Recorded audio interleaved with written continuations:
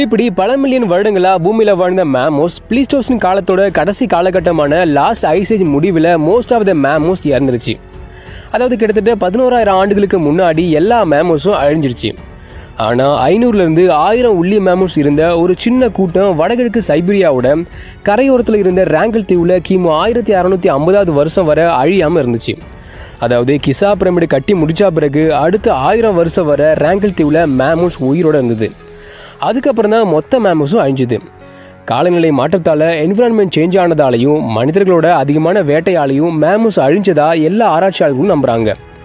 மேமோஸ் அதிகமாக ஐசேஜில் வாழ்ந்ததால் இறந்து போன மேமோஸோட உடல்கள் பனிக்கட்டியில் பதப்படுத்தப்பட்டு இன்னும் டீகம்போஸ் ஆகாமல் அப்படியே தான் இருக்குது.